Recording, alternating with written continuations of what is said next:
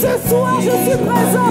Oh, Esprit, dirige, dirige, dirige, dirige, dirige ma vie,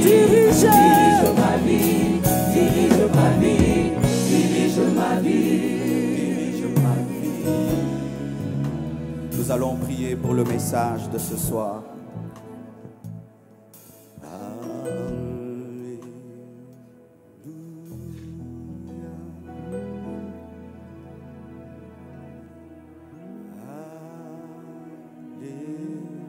Est-ce que tout le monde peut chanter? Tu n'es pas venu voir la chorale chanter à ta place? Peux-tu participer?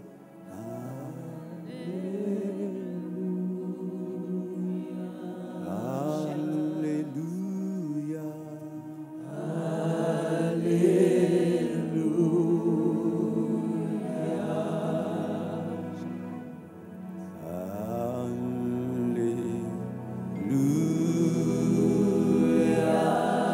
Est-ce que nous pouvons tous chanter? Alléluia.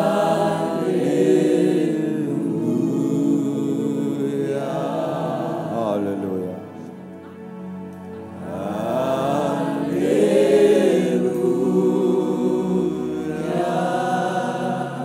Alléluia.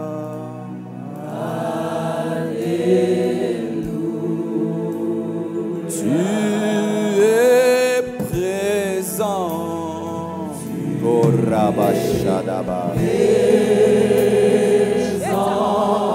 Tu es présent. Tu es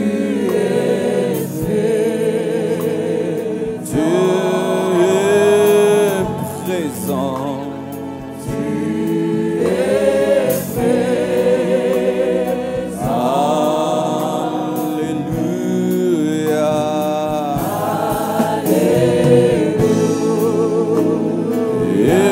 Esprit agit.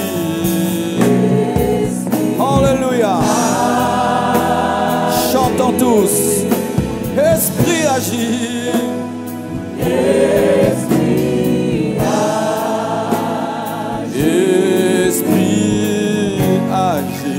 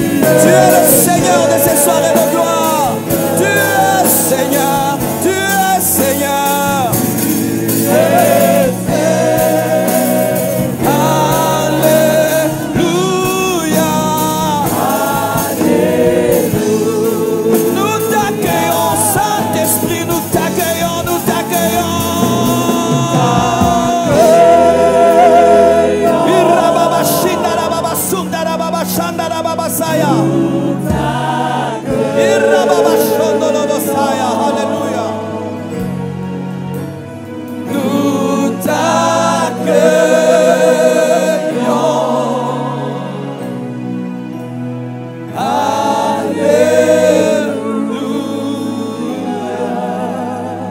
Que ceux qui parlent en d'autres langues parlent en langue. Si tu parles en français, parle en français.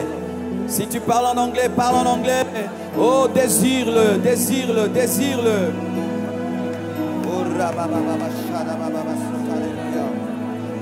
Alléluia, nous t'accueillons. Nous t'accueillons. Nous t'accueillons, Esprit de Dieu. Oh, nous t'accueillons, nous t'accueillons, nous t'accueillons, nous t'accueillons. Nous t'accueillons, Esprit de vie. Nous t'accueillons, nous t'accueillons. Nous t'accueillons.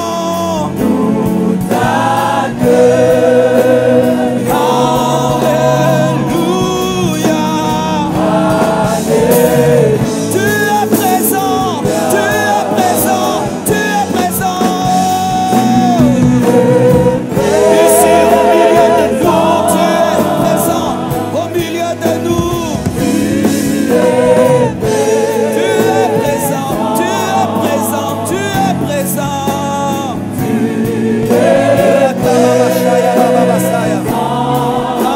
Alléluia. Touche à nos vies, touche à nos vies, touche à nos vies. Touche à nos vies, touche à nos vies. Je t'en supplie, touche à nous, touche à nous.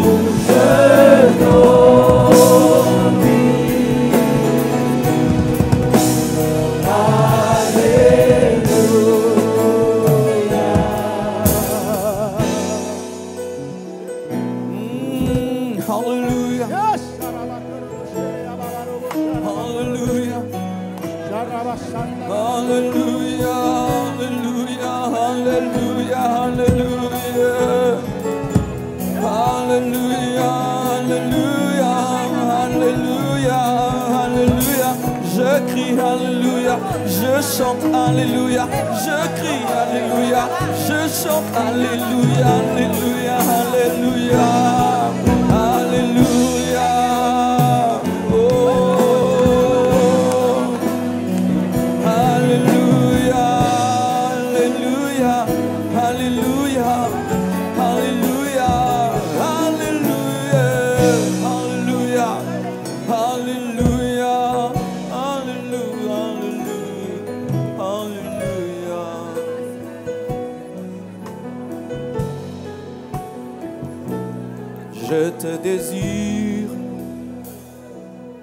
Je te désire, toi la source de ma joie. Je compose sur place. Continue. Alléluia.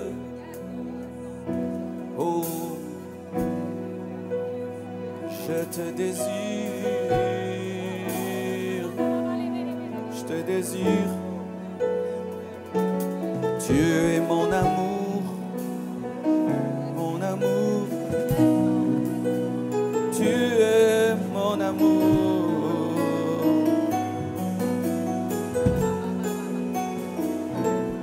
Ta vie m'a touché, m'a changé, m'a délivré.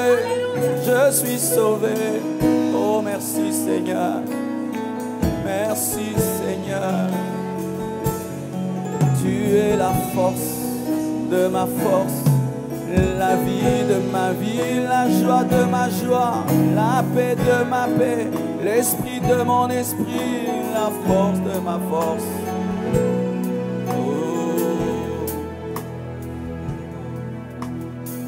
Parle-nous Seigneur, parle-nous, parle-nous, parle-nous Seigneur. Même si ce sera dur Père, je veux entendre ta voix. Même si ça va me troubler, je veux connaître ta volonté. Oh Dieu, je veux t'entendre me parler, Père éternel. Le Saint-Esprit est ici. L'Esprit de gloire. Oh, oh, oh, oh. Merci Seigneur pour le ciel qui est ouvert en ce lieu. Merci pour les anges qui montent et qui descendent. Merci pour ta gloire qui remplit ce lieu, Père. Oh, Rabashalabasono. Il revient bientôt nous prendre, car il est fidèle, il ne ment point. Que ta gloire éclate et que ta parole vivifie. Je m'abandonne à toi encore ce soir. Au nom de Jésus. J'ai ainsi prié et recommandé le cœur de chacun de nous. Bénis les offrandes qui ont été données. Bénis tous ceux qui ont mis leurs mains dans le panier. Au nom de Jésus-Christ. Amen. Oh, gloire à Dieu. Merci beaucoup. Acclamons cette merveilleuse chorale et la sœur Cassie aussi. Que Dieu vous bénisse abondamment. Ok, merci. Plus nous ferons les soirées de gloire, plus nous irons de gloire en gloire. Amen. Je tiens à saluer tous les hommes de Dieu, toutes les servantes de Dieu qui nous ont visités. Partout où vous êtes, j'aimerais que vous puissiez vous tenir debout. Nous aimerons vous honorer, serviteurs et servantes de Dieu, s'il vous plaît. Stand up, please. Merci. Acclamons. Merci beaucoup. Merci. Que Dieu vous bénisse, pasteur, apôtre, prophète, évangéliste. Aujourd'hui, c'est rare de voir un Dieu qui s'humilie devant un autre pour l'écouter. Et quand il y a ça, c'est un signe de grandeur et cela nous va droit au cœur. Merci beaucoup. Je tiens également à bénir tout le noyau Compassion Bruxelles pour cette organisation, le frère Joseph, le frère Jacques et tout le monde. Vraiment, que Dieu vous bénisse. Ça a été très difficile pour vous, mais aujourd'hui, c'est une réalité. Que Dieu se souvienne abondamment de vous. Amen. Vraiment, vous savez, dans les choses de Dieu, il n'y a point de hasard. J'allais oublier ma femme, vraiment, Blanche, je te remercie.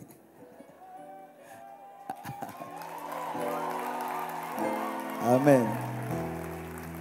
J'ai senti que j'allais commettre un péché. Amen. Elle m'a épousé pour le meilleur et pour les pires. Ces derniers temps, vraiment, c'est pour les pires. C'est-à-dire pour... je ne veux rien dire. Amen. Donc, elle m'accompagne prêcher partout, même partout, quoi. Malgré tout. Amen. Lorsque je suis entré dans cette salle, j'avais demandé qu'on mette une décoration tout autre. Et quand je suis entré, j'ai trouvé le feu. Et j'ai dit, waouh, ils ont été prophétiques. Parce que sur l'affiche de soirée de gloire, il est écrit la soif de Dieu. Et aujourd'hui, je voulais directement parler de la soif de Dieu. Mais l'Esprit de Dieu m'a dit de parler sur ce thème, les candidats de l'enfer. Et quand je vois ça, vraiment, ça prouve que Dieu voulait que je parle de l'enfer. Amen. J'enlève ça pour que tu voies bien. Amen. Alors, lorsque je serai en train de prêcher, ne considérez pas ce feu comme le feu du Saint-Esprit. Pour aujourd'hui, c'est le feu de l'enfer qui brûle éternellement. Amen. Deuxièmement, j'aimerais que vous soyez vraiment concentrés, que vous puissiez me suivre, parce que je remarque que des fois, dans les églises, on peut dire des choses tellement importantes, les gens rient, comme si on était en train de s'amuser, alors que nous sommes en train de parler du salut des âmes. Amen. Il y a un aîné dans la foi qui m'a édifié dans l'enseignement de la vérité, dans l'enseignement de la sainteté. Et des fois, il disait des choses terribles. Et les gens, quand on criait Amen, ils se fâchaient contre nous. Et en grandissant, j'ai compris qu'il avait raison. Et ce que je vais vous dire aujourd'hui est tellement important. Amen. Le thème de mon message, c'est les candidats de l'enfer. Nous allons nous tenir debout afin de lire la parole du Seigneur. Je parlerai de la soif de Dieu demain. Nous sommes dans Matthieu 25, 30 à 34. La Bible dit ceci, Matthieu 25, 30 à 34. Et le serviteur inutile, jetez-le dans les ténèbres du dehors, où il y aura des pleurs et des grincements des dents. Lorsque le Fils de l'homme viendra dans sa gloire, avec tous les anges, il s'assiera sur le trône de sa gloire. Toutes les nations seront assemblées devant lui. Il séparera les uns d'avec les autres, comme le berger sépare les brebis d'avec les boucs, et il mettra les brebis à sa droite et les boucs à sa gauche. Alors le roi dira à ceux qui seront à sa droite, « Venez, vous qui êtes bénis de mon Père, prenez possession du royaume qui vous a été préparé dès la fondation du monde. » Asseyez-vous, s'il vous plaît. Dis à ton voisin de gauche, les candidats de l'enfer, à celui de droite, à celui de derrière, à celui de devant, surtout à celui qui boude. Il y a toujours quelqu'un qui boude, on ne sait pas pourquoi. Amen. Je vais aller droit au but car il y a tellement de choses à dire.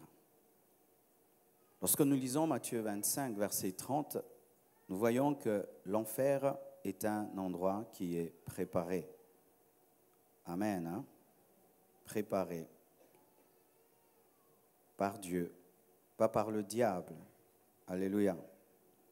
On dit, et le serviteur inutile, jetez-les dans les ténèbres du dehors, où il y aura des pleurs et des grincements des dents. Frères et sœurs, j'aimerais vous dire une vérité. C'est que, malgré que nous sommes sur cette terre et que nous prions un Dieu bon, un Dieu de grâce, il a préparé un endroit de pleurs et de grincements de dents. Un endroit qui est appelé l'enfer, appelé aussi la seconde mort, c'est-à-dire la mort dans la mort. Un endroit de pleurs éternels. Et bien aimés frères et sœurs, lorsque Dieu a créé cet endroit, premièrement, il n'avait pas créé pour l'homme. Il avait créé pour le diable. Il avait créé pour les démons. Mais l'homme finit par se retrouver en enfer lorsque il ne suit pas la parole de Dieu. Dieu, lorsqu'il a maudit Lucifer, il a condamné lui et ses démons à finir en enfer. Pour l'instant, il n'y a personne en enfer. Il n'y a pas, même le diable n'est pas en enfer, les démons ne sont pas en enfer. Mais c'est un endroit préparé où il y aura des pleurs et des grincements. On parle dans le futur. Il y aura dans le futur des pleurs et des grincements de dents. Présentement, comme je l'ai dit, l'enfer est vide. Et pas seulement l'enfer, la nouvelle Jérusalem céleste aussi est vide. Mais qu'est-ce qui arrive lorsqu'un homme meurt dans le présent? Il finit, s'il n'a pas cru en Jésus-Christ, dans le Sheol, qui est le mauvais séjour de mort, qui est aussi déjà un endroit de souffrance. Et s'il a cru en Jésus-Christ, il a marché dans la foi, il finit dans le paradis. Et à la fin des temps, au jour du jugement dernier, tous ceux qui étaient dans le paradis iront dans la nouvelle Jérusalem céleste. Et ceux qui sont dans le Sheol, le mauvais séjour de mort, finiront en enfer. Le diable le sait. C'est pourquoi lorsque Jésus-Christ est allé chasser les démons dans le pourceau, les démons plutôt dans le possédé de Gadara, ils ont dit ceci, « Es-tu venu nous tourmenter avant le temps? Jette-nous au moins dans ces pourceaux, qu'on n'aille pas loin du territoire. » Les démons savent que l'enfer existe parce qu'ils parlent des tourments avant le temps. Ils savent qu'ils finiront là-bas. Et lorsque quelqu'un de méchant, quelqu'un de mauvais, sait qu'il a déjà gâché sa destinée, il a déjà gâché sa vie, qu'est-ce qu'il fait comme travail? Il cherche à emporter d'autres avec lui. C'est ça le travail du diable aujourd'hui. Tout ce que vous voyez autour de vous comme séduction du diable, séduction des démons, c'est seulement un seul but, que vous finissiez dans le feu. Amen. Des fois même, nous, prédicateurs, nous commençons à oublier cela. nous nous concentrons sur vos bénédictions, nous nous concentrons sur vos problèmes et vos besoins. Et ce n'est pas mal parce que Dieu aussi pourvoit tout cela. Et des fois, nous oublions quelque chose de plus important que cela. C'est qu'il y a un esprit très mauvais, méchant, appelé Lucifer, Satan, qui travaille à ce que toi qui es la créature de Dieu, créée à son image, à sa ressemblance, tu finisses dans le feu éternel. Et lorsque on va en enfer, ce sont des grincements de dents au siècle des siècles. C'est-à-dire que ce n'est pas un temps ou un mois, 2 mois, c'est pour l'éternité. Je suis un prédicateur biblique. Même si des fois la Bible dit des choses qui me font mal, qui dérangent mon entendement, je prêche la Bible telle qu'elle est parce que je n'ai pas le droit de la corriger. Amen. Au siècle des siècles. Et aujourd'hui, je vais parler de ces personnes qui se sont laissées infecter par le diable, qui se sont laissées séduire par le diable et qui deviennent des candidats pour l'enfer. Je ne prêche pas cela afin de te condamner, afin de te mettre mal à l'aise, mais c'est parce que Dieu veut te sauver. Alléluia. Il ne veut pas que tu puisses rentrer chez toi tel que tu es, étant un candidat de l'enfer. L'Esprit de Dieu me dit de dire ceci, ce n'était pas prévu. Souvent, lorsqu'on donne de tels messages, il y a des gens qui s'assiedent sur la chaise de la perfection. Vous connaissez la chaise de la perfection? La chaise de la perfection, c'est cette habitude spirituelle que nous avons lorsqu'on veut prêcher un message de dire « ça ne me concerne pas ». C'est ça la chaise de la perfection. Où tu dis vraiment, le pasteur vraiment va leur parler. Ça, c'est la chaise de la perfection. Où tu dis, moi, ça ne me concerne pas. Bien-aimé, ce que je veux prêcher me concerne moi aussi. Je peux être un prédicateur candidat à aller en enfer. Dernièrement, il y a un homme de Dieu très respecté dans le monde. Il a eu un AVC et il était dans le coma. Il s'est retrouvé devant Dieu et lui pensait que Dieu allait le recevoir parce qu'il remplissait des stades.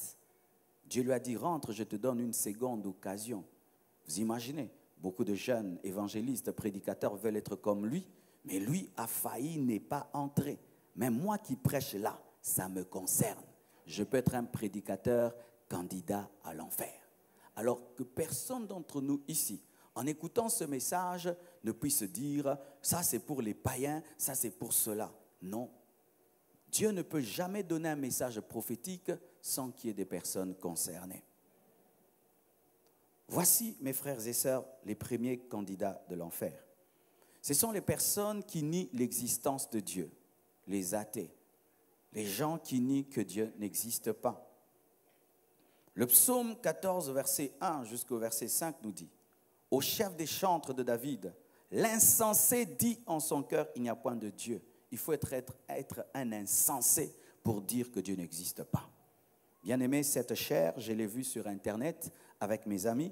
On a dit, on aimerait avoir une chair pareille, ça fait différent. On est allé sur Internet, on l'a vue et on l'a choisie. On n'a pas vu celui qui a fabriqué la chair, mais je sais qu'il y a quelqu'un qui a fabriqué cette chair. Ce n'est pas parce que je ne vois pas le fabricant de la chair qui n'existe pas. L'œuvre démontre son créateur.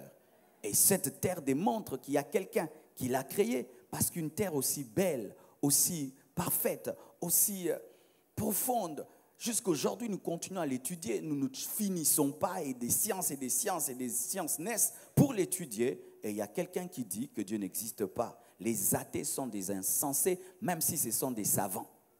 Un savant qui dit que Dieu n'existe pas, il est plus bête qu'un gamin de la maternelle. Je répète, un savant qui dit que Dieu n'existe pas, il faut qu'on lui arrache même ses diplômes parce que la Bible dit que c'est un insensé. C'est seulement l'insensé qui peut dire que Dieu n'existe pas lorsqu'il se voit lui-même. Lorsque tu te regardes, est-ce que tu es le produit du hasard? Est-ce que tu es le produit de la nature? Est-ce que tu es le produit d'un Big Bang? Est-ce que tu es le produit d'une évolution? Tu es le produit d'une création, d'un être supérieur qui t'a créé à son image et à sa ressemblance.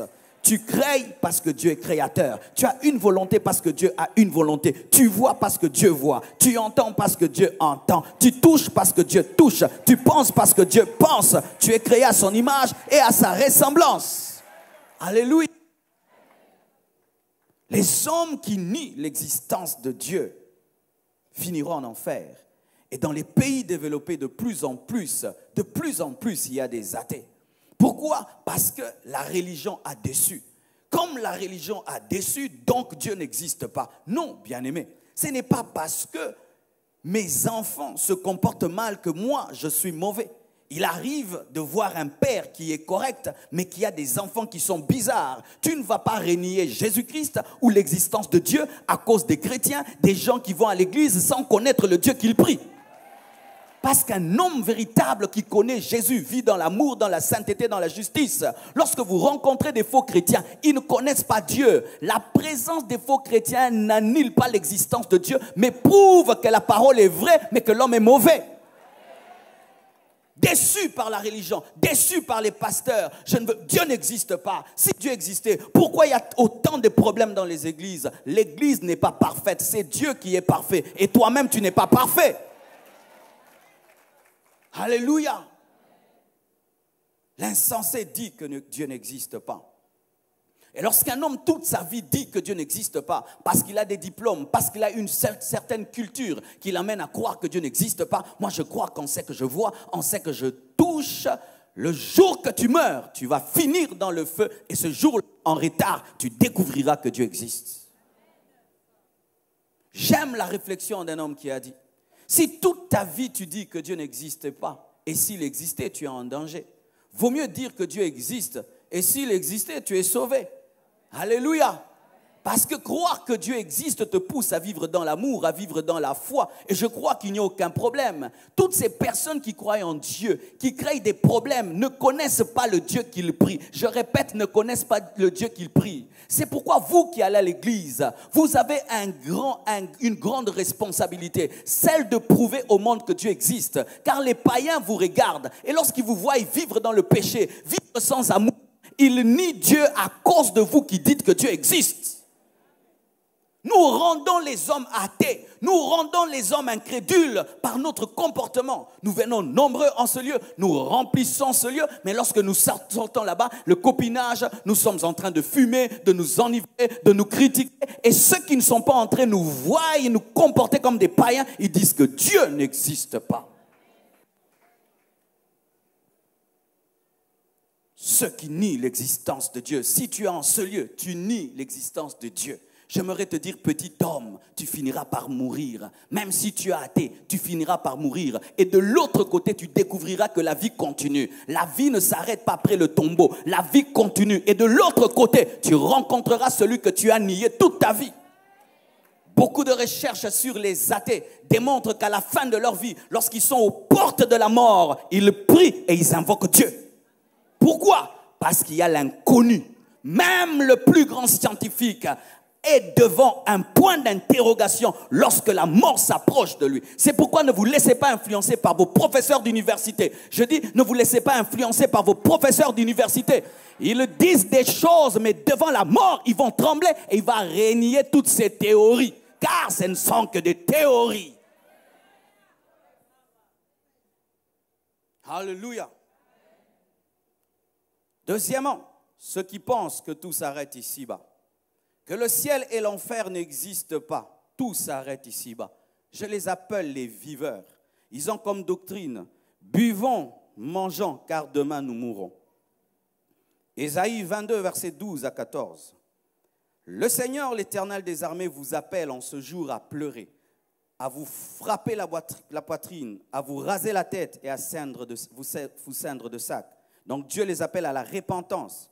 Et voici eux, au lieu de se repentir, d'être tristes pour leurs péchés, et voici de la gaieté et de la joie. On égorge des bœufs et on tue des brebis. Donc on fait des fêtes, on mange de la viande, on boit du vin et on dit mangeons et buvons car demain nous mourrons. Pendant que l'homme qui dit que le ciel et l'enfer n'existent pas, que tout s'arrête sur la terre, dit je veux m'enivrer, je veux manger, je veux jouir de la vie parce qu'après ça il n'y a rien. Dieu dit l'Éternel des armées me l'a révélé. Non, ce crime ne vous sera point pardonné que vous ne soyez morts, dit le Seigneur l'Éternel des armées.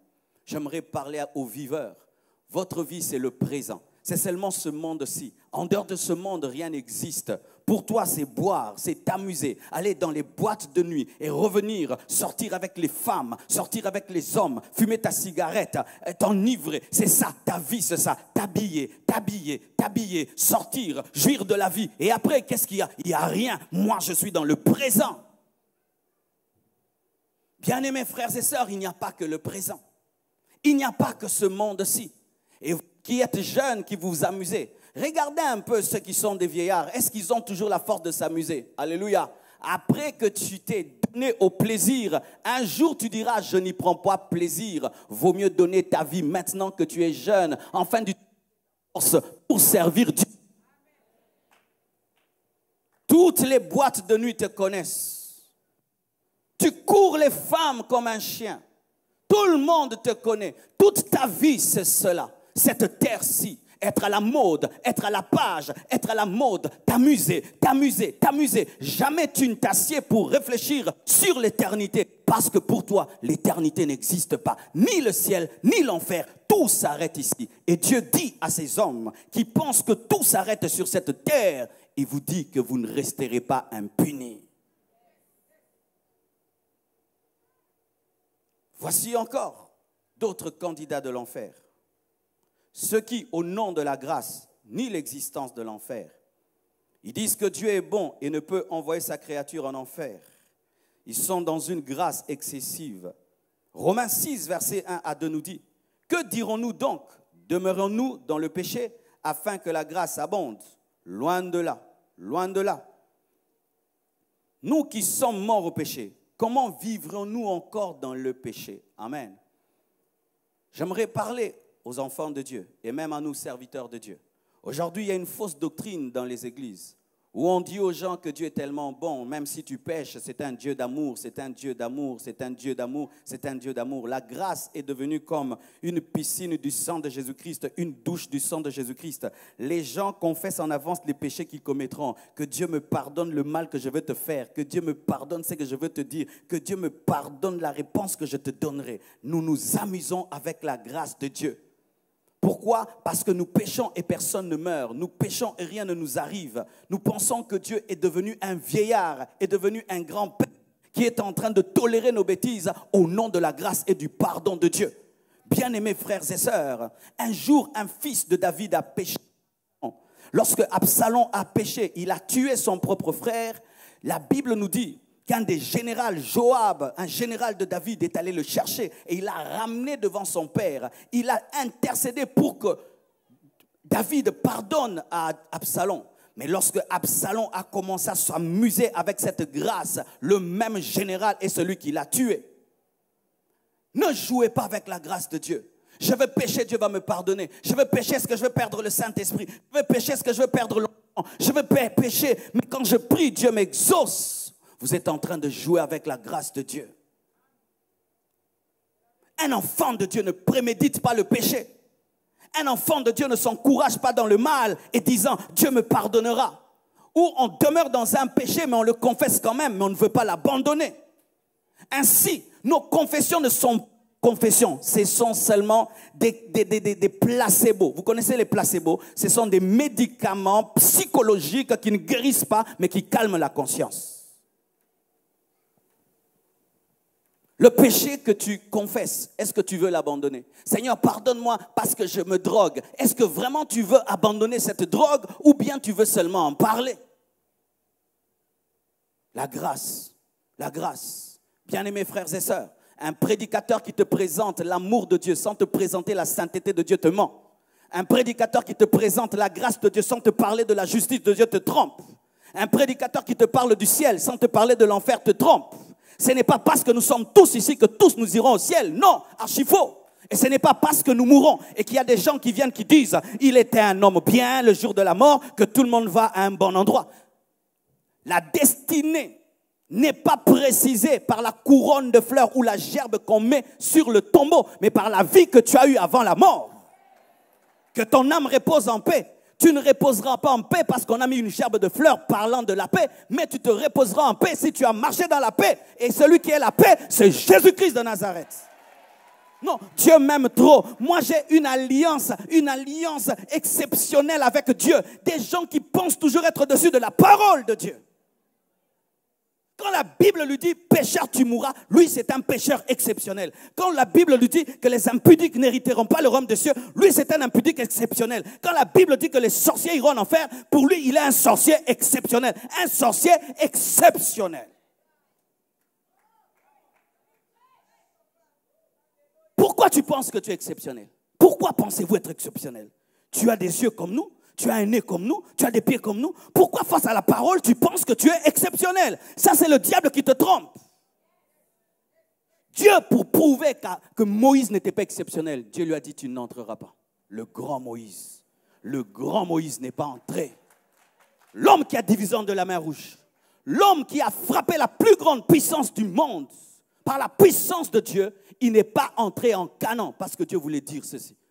Personne n'est exceptionnel. Dieu n'a pas de chouchou. Une autre preuve que Dieu n'a pas de chouchou, son propre fils a porté nos péchés et Dieu l'a abandonné pour nos péchés. Si Dieu a abandonné son fils pour les péchés qui ne sont pas ses péchés, qu'est-ce qu'il fera de nous qui sommes ses fils adoptifs pour nos propres péchés?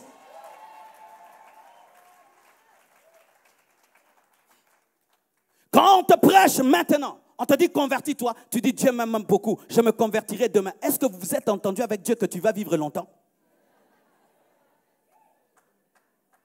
Dieu t'a prévenu que tu vivras jusqu'à 80 ans. Dieu t'a déjà prévenu que tu auras 100 ans. Pourquoi tu penses que tu es exceptionnel? Que ces personnes qui meurent dans les hôpitaux, qui meurent dans des accidents, sont des maudits et toi tu es un béni. Pourquoi penses-tu être exceptionnel?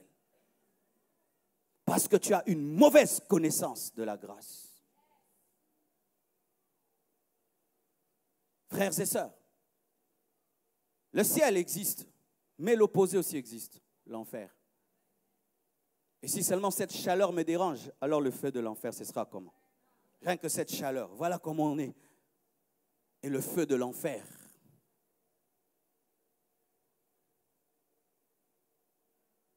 Voici d'autres.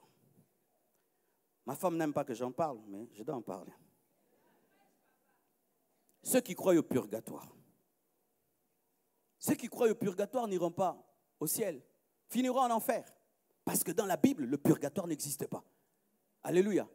Excusez-moi, bien-aimés, je ne prêche pas pour faire plaisir et ni pour avoir des fans. Amen. Hein? Je ne crois pas que le purgatoire existe parce que la Bible n'en parle pas. Alléluia.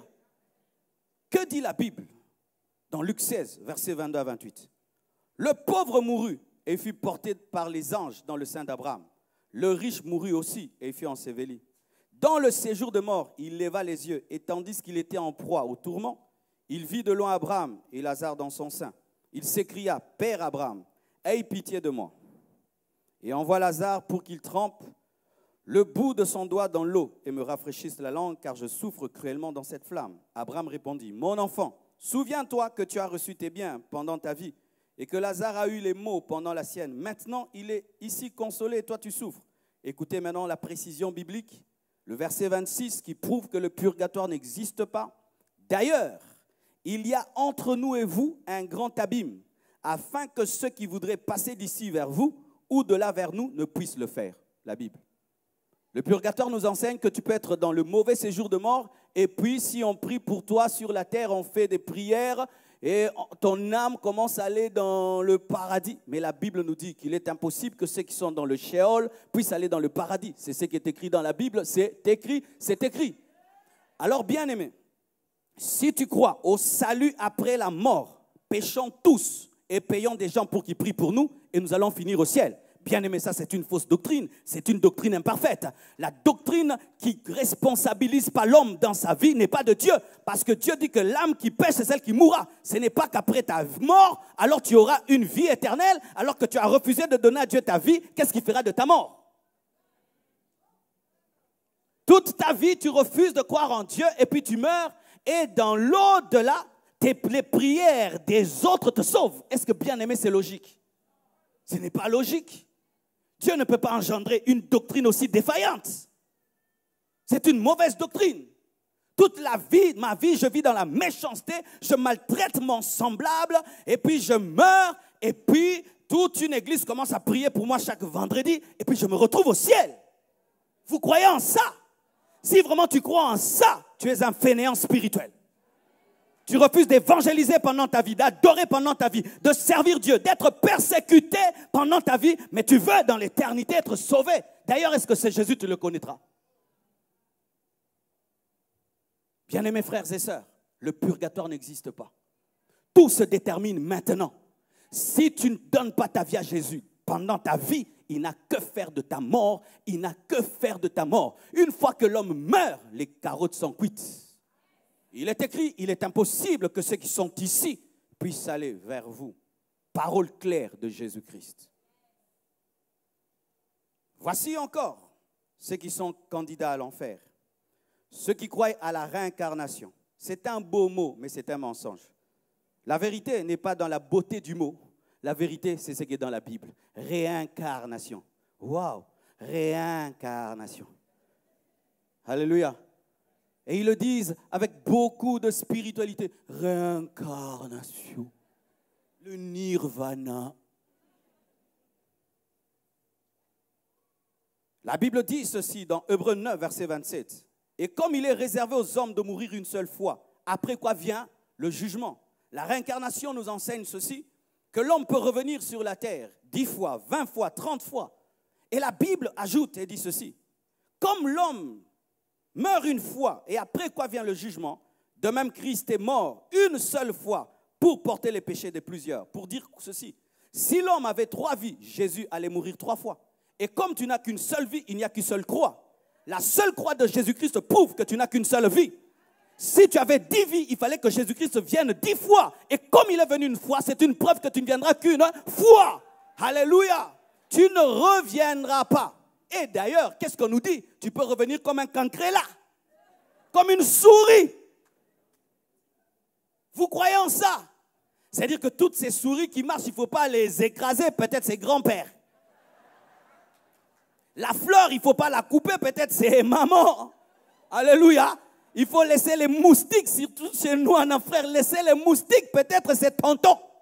Je ne crois pas cela. Je dis, je ne crois pas cela. L'homme ne devient pas un cancréla. L'homme ne devient pas un pigeon. L'homme ne devient pas une fleur. Tu es créé à l'image de Dieu. Tu meurs comme un homme et tu ne reviens pas comme une plante. Alléluia. Et si tu attends une réincarnation, qu'est-ce que ça va faire? Tu peux négliger cette vie présente. Tu la vis au brouillon. Tu vis dans le mal et dans le péché. Tu dis, je mourrai et puis je reviendrai et je vais arranger dans la prochaine vie. Alors qu'en Dieu, il n'y a pas de repêchage. C'est une université où il n'y a pas de repêchage. Tu n'as pas une seconde vie. Dis ça à ton voisin. Ajoute, que fais-tu de cette vie-ci? Ah oui, tu n'as que cette vie. Tu n'as que cette vie. Vous voyez souvent les enfants qui jouent au Nintendo. Quand ils jouent au Nintendo, tu peux avoir plusieurs vies. Alors si on le tue au Nintendo, il peut dire non, j'ai encore une deuxième vie. Bien aimé, la vie n'est pas un Nintendo, ce n'est pas manga. Je dis la vie, ce n'est pas manga. Alléluia, tu n'as qu'une seule vie. Il n'y aura pas deux Marcelo. Si je rate ce que je fais aujourd'hui, je n'aurai pas une seconde vie. Et imagine maintenant, tu as maintenant 50 ans, 60 ans, tu vis au brouillon. 60 ans, mais tu vis comme un enfant. 40 ans, tu vis comme un enfant. Et d'ailleurs, tu dis que tu es un enfant à 40 ans. Nous les jeunes. Jésus, âgé de 33 ans, a bougé le monde. Il a bougé le monde. 33 ans, il a bougé le monde. Mais il y a des gens qui disent, j'ai encore le temps. Il a quel âge? 40 ans. Bien aimé, le jour que j'ai eu 40 ans, bien aimé, j'ai eu un coup de blues. J'ai eu de la tristesse. Parce que je savais qu'on ne va plus commencer à m'appeler jeune. Donc là, j'ai fait un bilan de ma vie. Et des fois, ma femme se moque de moi, dit, Marcelo, tu n'es plus jeune, au colis. En français, tu as grandi. Tu as 40 ans, tu joues avec ta vie. 40 ans, tu as des copines. Tu ne penses pas te marier. Tu ne penses pas avoir une famille. 40 ans. 40 ans, tu es une fille. Jusque-là, je ne vais pas me marier, je ne vais pas me marier, je ne vais pas me marier. Tu as des copines, 40 ans. 40 ans, ma soeur, tu es moins sérieuse. Je te dis, tu es moins sérieuse. 40 ans, toujours chez papa, chez maman, en train de bouffer. 40 ans, Aujourd'hui, tu vas bien entendre 40 ans. 40 ans, il faut qu'on t'habille. 40 ans, il faut qu'on te nourrisse. 40 ans. 40 ans. Beaucoup comme ça. Je le ferai, je le ferai. J'ai le temps, je le ferai. J'ai le temps, je le ferai. Tu vis au brouillon. Tu es en train de passer à côté de ta destinée parce que tu penses que tu as une seconde vie. Tu n'as que cette vie. Maximise chaque minute, chaque seconde, chaque semaine, chaque mois, chaque année. Et fais des bilans de chaque jour. Fais des bilans tous les jours. Parce que peut-être que Dieu te prendra à 42 ans. Tu n'as pas de brouillon. Et j'aimerais parler à certaines personnes ici qui sont en danger. Et je vais un peu plus expliquer là. Les apostats. Hébreux 6, versets 4 à 8. Car il est impossible que ceux qui ont été une fois éclairés et qui ont goûté le don céleste, qui ont eu part au Saint-Esprit, qui ont goûté la bonne parole de Dieu et les puissants du siècle à venir, et qui sont tombés, soient encore renouvelés et amenés à la repentance, puisqu'ils crucifient pour leur part le Fils de Dieu et l'exposent à l'ignominie. Lorsqu'une terre est abreuvée par la pluie, qui tombe souvent sur elle, et qu'elle produit une herbe utile à ceux pour qui elle est cultivée, elle participe à la bénédiction de Dieu. Mais si elle produit des épines et des chardons, elle est reprouvée et près d'être maudite, et on finit par y mettre le feu. Les apostats sont différents de rétrogrades, et je vais expliquer les rétrogrades vers la fin. Suivez très bien. L'apostat, c'est un homme qui, dans sa vie, un jour, a goûté la puissance de Dieu. Il était puissamment utilisé par Dieu, mais un jour, il est rentré en arrière. Il a abandonné. Et son cœur s'est tellement refroidi et endurci, de sorte qu'il devient incapable de saisir le pardon de Dieu. C'est un homme qui devient semblable aux démons. Vous savez, les démons sont incapables de se repentir. Le diable est incapable de se repentir, parce que c'est un apostat spirituel. C'est un ange qui est devenu un apostat. Mais il y a des hommes, dits hébreux, qui sont comme les démons. Ils ont servi Dieu comme Lucifer un jour a servi Dieu, mais qui sont rentrés en arrière. Ils ont goûté l'intimité avec Dieu. Ils ont goûté la puissance de Dieu, mais un jour, ils ont décidé de fermer leur cœur. L'apostasie ne commence pas directement par l'apostasie. Ça commence par la rétrogradation. Où tu étais en train d'aimer Dieu et puis tu t'arrêtes. Tu servais Dieu et puis tu décides de ne plus le servir. Tu commences à jouer avec le péché. Et cette maladie, si tu ne la traites pas à temps, peut atteindre ton esprit et ton cœur et t'endurcir, de sorte que jusqu'à ta mort, tu ne te répands pas et tu finis en enfer. J'aimerais dire à tout serviteur de Dieu qui est ici, si Dieu t'utilise, fais très attention. Souvent, les gens qui tombent dans l'apostasie, ce ne sont pas les fidèles, ce ne sont pas les bébés spirituels. Eux, ils pêchent et puis ils demandent pardon, ils se relèvent. Mais les gens qui ont été utilisés par Dieu, imaginez là, moi un jour je décide, je dis que Jésus-Christ n'est pas Dieu et puis je crois en autre chose. Bien aimé, ça c'est vraiment de la folie. Si j'atteins ce niveau-là, qu'est-ce qu'on peut encore me dire pour que je revienne? Chers serviteurs de Dieu, faisons très attention. Lorsque Dieu t'utilise à un certain niveau, les esprits aussi qui te combattront seront proportionnels au niveau que tu as. Et quand tu opères dans un niveau spirituel, si tu ne gardes pas ta communion avec Dieu, un esprit d'apostasie peut te servir, t'utiliser. Demain, tu commences à prêcher des hérésies. Tu commences à renier la Bible. Tu commences à casser la doctrine biblique. Tu deviens un instrument du diable qui ne se répand jamais. Et nous avons des apostats. Mais voici ceci. Pour ce qui est de l'apostasie, l'homme est incapable de connaître, à moins que Dieu te le dise, que tel est apostat, parce que certaines personnes ont été traitées d'être apostates, mais à la fin de leur vie se sont repentis. Ce n'étaient pas des vrais apostats. Un vrai apostat, même jusque devant la tombe, il ne se répand jamais. Chers serviteurs de Dieu, tu sers Dieu dans la sainteté, tu sers Dieu dans la crainte, tu as la connaissance de la Bible, mais tu pêches avec la connaissance de la parole. Quand tu pêches, tu sais que c'est le mal. Ce n'est pas que le diable te séduit, ce n'est pas que tu as eu un temps d'ignorance, non. Tu sais, mais malgré que tu sais, tu le fais, et tu le fais, et tu le fais, et tu le fais. Fais attention, un esprit d'apostasie peut entrer dans ton cœur. La plupart des hommes qui emmenaient des fausses doctrines dans le monde étaient des grands serviteurs de Dieu. Utilisés puissamment, ressuscitant des morts, faisant marcher les paralytiques, ouvrant les yeux des aveugles. Mais le jour qu'il dévie, il devient comme un démon. Jusqu'au bout, il est incapable de se repentir, capable même d'utiliser la Bible contre la Bible. Alléluia. Et voici encore les personnes qui sont des candidats de l'enfer, les serviteurs infidèles, les serviteurs d'iniquité. Matthieu 7, versets 21 à 23. Ceux qui me disent Seigneur, Seigneur n'entreront pas tous dans le royaume de Dieu. Lorsque je me suis converti, ça c'était le verset qui m'effrayait plus que tous les autres versets. Et je me souviens dans ma Bible, ces passages étaient devenus noirs tellement que je le lisais, tellement que je pleurais sur ce passage. Dans ma Bible, c'était le passage qui était en lambeaux tellement qu'il m'effrayait. Ceux qui me disent Seigneur, Seigneur n'entreront pas tous dans le royaume des cieux, mais celui-là seul qui fait la volonté de mon Père qui est dans les cieux. Plusieurs me diront ce jour-là, Seigneur, n'avons-nous pas prophétisé par ton nom? N'avons-nous pas chassé des démons par ton nom? Et n'avons-nous pas fait beaucoup de miracles par ton nom? Alors je leur dirai ouvertement, je ne vous ai jamais connu. Retirez-vous de moi, vous qui commettez l'iniquité. Lorsque Dieu te dit de te retirer de lui, il te jette en enfer. Frères et sœurs, chasser les démons n'est pas le signe que tu iras au ciel. Faire des miracles n'est pas le signe que tu iras au ciel. Avoir des prophéties n'est pas le signe que tu iras au ciel. Dire Seigneur, Seigneur n'est pas le signe que Jésus est Seigneur. C'est pourquoi nous décevons le monde aujourd'hui. Nous disons Dieu est Seigneur, mais nos vies ne révèlent pas sa seigneurie. Oh, c'est terrible. J'ai suivi dernièrement un documentaire. Un homme qui est allé dans un pays. Des gens que nous disons qu'eux n'ont pas Dieu, ils ont un prophète ceci, ils ont un prophète cela. Le monsieur prend son porte-monnaie et il fait semblant de le jeter.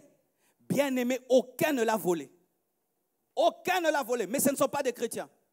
Tous lui disaient, monsieur, tu as fait tomber ton porte-monnaie et lui rendaient. Tous lui rendaient son porte-monnaie, mais c'était dans un pays qui n'est pas chrétien. Et nous disons, ils n'ont pas Dieu, mais aucun d'eux n'a volé son porte-monnaie. Mais des fois dans l'église même, on vole les téléphones. Nous faisons des affaires entre nous et tu roules ton frère.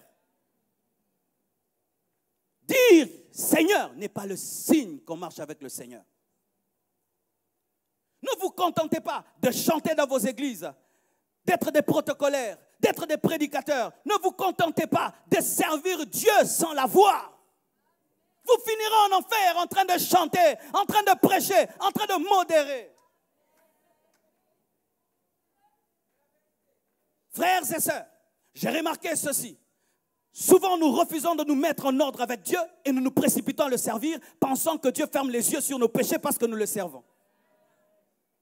Des fois, tu as une mauvaise vie. Dieu te dit, assis-toi, tu ne vas pas me servir. Tu vis dans le péché, tu ne me sers pas. Mais nous nous précipitons seulement à prêcher, à faire des choses pour Dieu, pour calmer notre conscience. Ce n'est pas parce que Dieu, le pasteur te donne des responsabilités à l'église que Dieu t'en donne.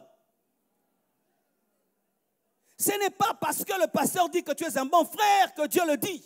Le témoignage de Job n'est pas venu des hommes, il est venu de Dieu.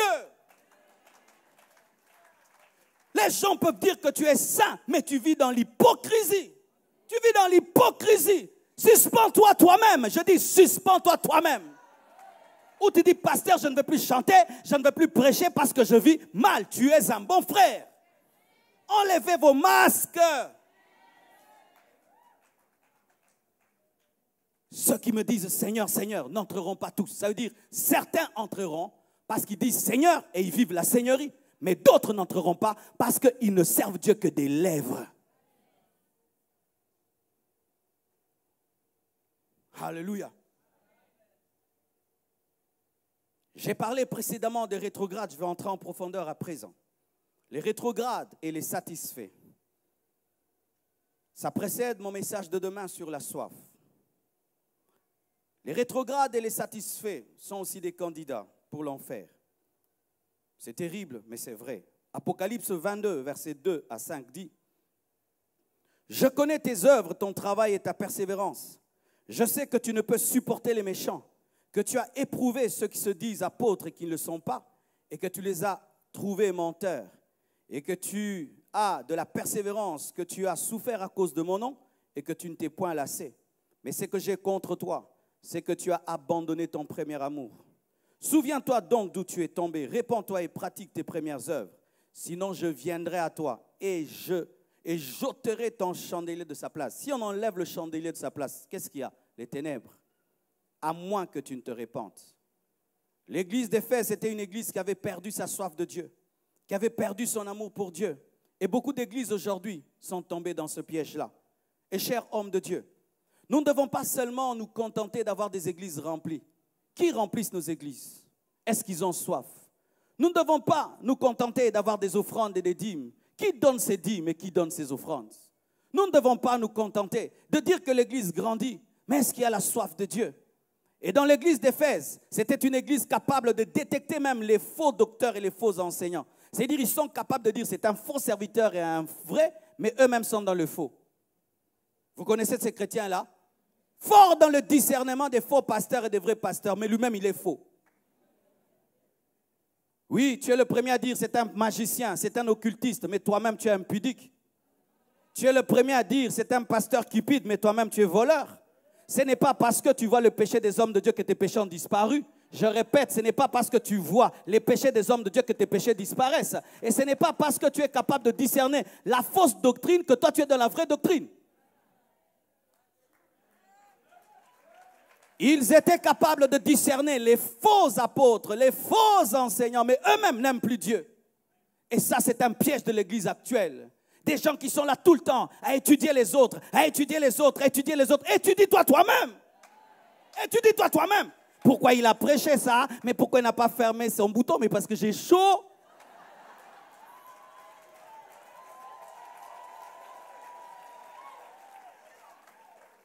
Mais pourquoi il gueule? Si tu sentais ce que je sens, tu allais gueuler. Si tu vois ce que je vois quand je dors, si tu vois ce que je vois quand je prie, tu allais crier plus fort que moi. En train toujours de chercher aux autres des puces et des puces et des puces, alors que toi-même tu as une poutre dans l'œil. C'était ça le problème de l'église d'Éphèse. N'aimant plus Dieu, n'ayant plus la soif de Dieu, ayant aimé Dieu mais au passé. Si lorsque tu parles de ta spiritualité, tout est dans le passé, fais très attention, tu es un chrétien rétroviseur. Vous voyez, le rétroviseur ne permet que de regarder en arrière. Nous priâmes, nous prêchâmes, nous parlâmes, nous allâmes, nous fûtes, nous fûmes, nous allèrent, nous entrâmes en retraite, nous craignâmes Dieu, nous étâtes. Tout ce que tu dis, c'est quand, vous savez, il y a 10 ans, vous savez, il y a 20 ans, moi, vous savez, vraiment, il y a un temps, nous avons prié dans cette église. Il y a un temps à Bruxelles. Non, il fut un temps. Tu es un chrétien rétroviseur. Dieu te dit de te repentir et revenir à ton premier amour. Pourquoi? Si tu ne reviens pas à ton premier amour, comme le cœur n'aime pas le vide, le cœur sera rempli de quelqu'un d'autre et tu vas aimer le diable à la place de Dieu. Quiconque perd son premier amour finit toujours par aimer quelque chose plus que Dieu parce que le cœur ne supporte pas un vide. C'est pourquoi tu as commencé à aimer des choses plus que Dieu. Tu as commencé à aimer beaucoup de choses plus que Dieu. Tu es incapable de lire la Bible, mais tu passes ton temps devant ton téléphone. Vous passez votre temps devant YouTube, WhatsApp, mais vous ne lisez aucun verset biblique. Aimons vos téléphones plus que vos Bibles. Si on te vole ton téléphone, tu vas pleurer, mais ta Bible... Tu la cherches le dimanche avant d'aller à l'église, mais tout le temps le matin, tu as ton téléphone, mais jamais le matin, tu as un verset biblique. Donne-moi un verset biblique que tu as lu aujourd'hui, mais tu as lu des emails, des textos, des chats. Il fut un temps, mon frère, tu ne pouvais même pas serrer une femme dans tes bras. Maintenant, tu couches avec des femmes. Il fut un temps, mon frère, tu ne pouvais même pas avoir des pensées impures. Maintenant, tu vis dans la masturbation. Et tu vis dans la masturbation pour dire, je ne le fais avec personne, je le fais avec moi-même. Ah, au dernier jour, Dieu te présenterait une prostituée appelée ta main. Ta prostituée, ta main. C'est pourquoi la Bible dit que si ta main est une occasion de chute pour toi, coupe-la. Jésus savait qu'il y aurait des masturbateurs. Oui. La masturbation est devenue un grand péché dans les églises. Un grand péché dans les églises. Tu désires des choses. Et comme tu ne peux pas les faire, tu le fais tout seul. Ainsi, tu vas te baigner. Tu fais 2 heures. Tu finis le savon, mais tu ne t'es pas lavé. Et tu viens à l'église, tu imposes les mains. Jean, recevez, bien-aimé. Arrête de nous saluer. Ne nous salue pas.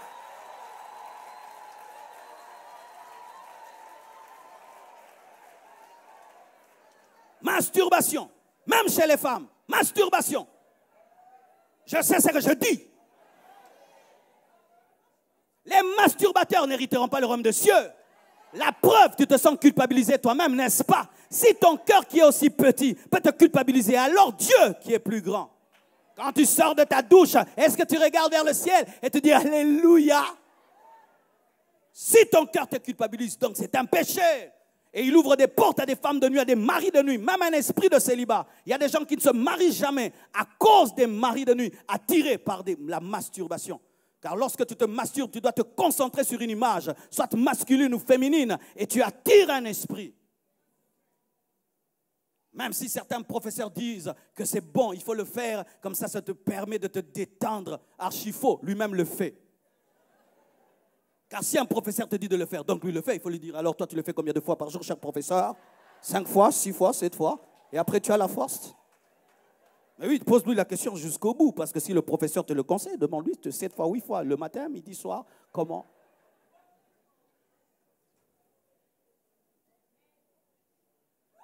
Alléluia. L'église d'Éphèse avait perdu la soif, mais il y a une autre église, et ça c'est l'église que nous devenons. Celle de Laodicée. Elle manquait de soif. Elle dit qu'elle n'a besoin de rien. Dans Apocalypse 3, verset 17. Parce que tu dis, je suis riche. Je me suis enrichi et je n'ai besoin de rien. Je suis riche, je me suis enrichi, je n'ai besoin de rien. Parce que tu ne sais pas que tu es malheureux, misérable, pauvre, aveugle et nu. Je te conseille d'acheter de moi de l'or éprouvé par le feu, afin que tu deviennes riche, et des vêtements blancs, afin que tu sois vêtu, et que la honte de ta nudité ne paraisse pas, et un collier pour oindre tes yeux, afin que tu voies. Moi, je reprends et je châtie tout ce que j'aime. Aie donc du zèle et répands-toi. L'église de Laodicée était devenue une église riche. Et sa richesse l'a empêché d'avoir soif, disant que je n'ai besoin de rien. Et je vous assure, c'est vrai, j'aime que Dieu donne beaucoup d'argent dans le ministère, comme on l'a demandé. L'argent a permis de louer cet endroit. Sans argent, on ne serait pas là. L'argent a permis de mettre ces lumières, d'avoir toute cette belle déco, et ça fera des très belles images. L'argent permet d'avoir une bonne sono, d'avoir des belles caméras. L'argent nous permet de vous envoyer des vidéos chaque fois, chaque semaine. C'est bien tout ça. L'argent permet à ce qu'une église soit climatisée, qu'il y ait la moquette, que l'église puisse avoir des écoles, puisse construire 2-3 étages. Mais lorsque nos acquisitions commencent à remplacer la place du Saint-Esprit, c'est un piège. J'ai remarqué souvent dans les églises, lorsque l'église est petite et qu'il n'y a pas beaucoup de membres et il n'y a pas beaucoup d'argent, les gens sont très spirituels. Le pasteur est spirituel, les membres sont spirituels, on prie.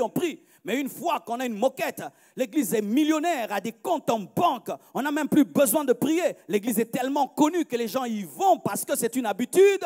On ne prie plus beaucoup, les gens sont habitués, ils chantent bien, même s'il n'y a pas l'onction, les gens trouvent que c'est bien. On tombe dans un piège, on n'a plus soif. La climatisation ne remplacera jamais le Saint-Esprit. C'est beau, cette beauté que nous voyons ne remplacera jamais la sainteté.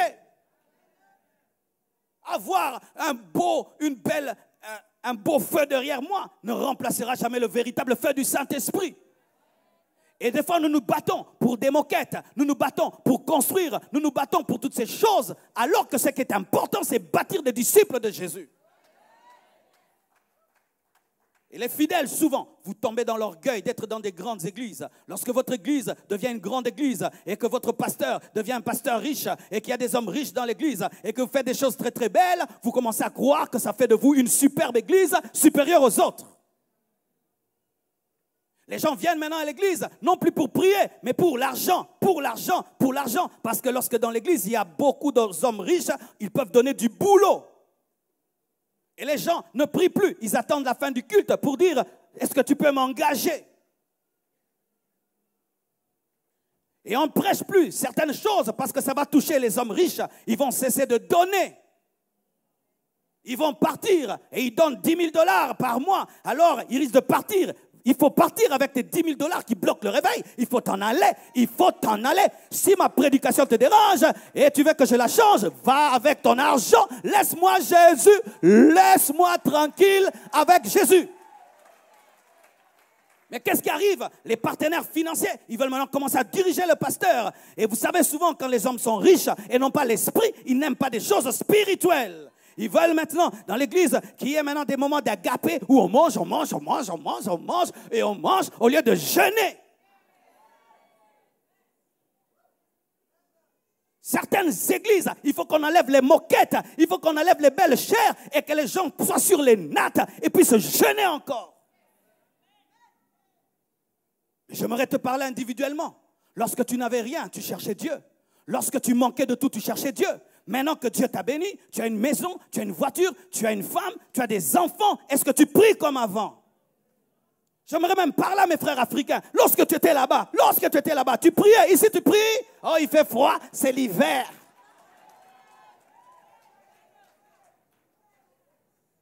Dans la pauvreté, tu as aimé Dieu.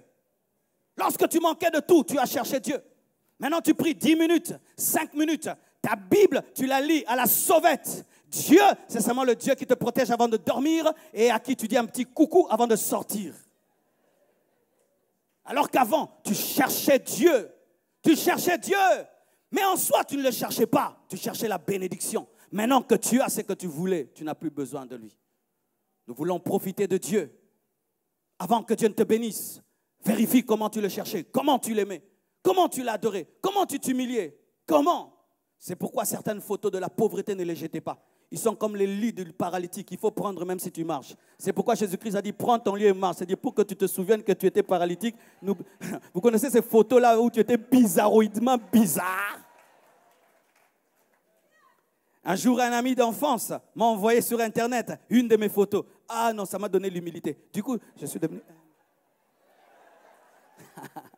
On revenait d'un culte à la borne et on m'avait pris une photo. Je pensais en ce temps-là que j'étais très bien habillé. J'avais vraiment posté.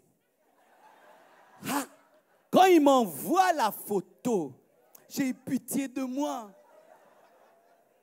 Bien aimé, j'avais un pantalon qui ne m'allait pas. Je l'avais tellement serré devant que ça avait fait des fronces. J'avais tellement le fardeau d'avoir une veste que je n'en avais pas, mais j'ai pris quand même une pochette. J'ai mis dans ma poche de chemise. Mes chaussures, c'était comme un clown. C'était les chaussures de mon père. Je crois j'avais 19 ans, mais je portais les chaussures de mon père qui avait l'âge qu'il a. Et je devais mettre dedans des chaussettes renforcées pour que ça ne bouge pas. Et maintenant, aujourd'hui, parce que Dieu a fait ce qu'il a fait, prie Marcelo, j'ai pas le temps, Père. Père, oui, maintenant tu pries comme un homme riche, hein? Tu pries comme une maman qui a beaucoup de bébés, hein? Tu vois, tu as pleuré quand tu n'avais pas d'enfant et Dieu t'a donné un enfant. Et maintenant tu dis à Dieu, le bébé pleure, tu ne peux plus prier. Alors que tu pleurais pour que Dieu donne, maintenant c'est le bébé qui pleure, tu ne peux plus prier. Quand tu étais tout le temps dans le métro, là tu pleurais, oh Dieu, maintenant qu'il te donne une voiture, là tu n'as plus le temps, hein? Parce que tu as une voiture. Ma soeur, tu vois, tu priais quand tu étais célibataire. Maintenant que tu as un mari, maintenant mari est devenu Jésus. Mon mari, Jean. Tu n'as plus besoin de rien. Tu n'as plus besoin de Dieu. Hein? Parce que tu as un compte en banque. Hein? Parce que tu as un bon boulot. Tu peux garantir la fin du mois. Maintenant, tu n'as plus besoin de Dieu. C'est ça. Mais Dieu peut t'appauvrir en un seul jour. Il peut te ravir ce mari et cet enfant. Job avait tout perdu en un seul jour. Le succès était monté à la tête. Maintenant, tu n'as plus besoin de Dieu. Et des fois, même dans le ministère, c'est ce qui nous tue. Maintenant, tu remplis des salles. Partout, on parle de toi. Mais tu ne pries plus avant de prêcher. Tu ne jeûnes plus avant de prêcher. Pourquoi tu as la maîtrise? C'est Marcelo. Ah, Marcelo, tu as oublié d'où tu viens? À Sansikini. Un quartier là, à Kinshasa, où je jeûnais, je priais jusqu'à avoir 45 kilos. Au point où on me posait la question, tu as des os ou tu as la chair? Où est partie ta soif de Dieu? Ce petit succès de rien du tout. parce que tu n'as pas encore vu. Dieu est en train de te tester seulement. Il ne fait que te tester, mais il te teste avec un niveau seulement de gloire. Tu l'abandonnes. Il te donne Isaac. Tu penses qu'Isaac est Jésus, alors qu'Isaac précède Jésus. Et Abraham avait compris cela. Même s'il me donne Isaac, Isaac ne bénira pas le monde entier. C'est Jésus qui bénira le monde. Et il a donné Isaac à Dieu. Et Dieu lui a donné Jésus. Et aujourd'hui, nous parlons d'Abraham dans le monde entier par Jésus. Amen.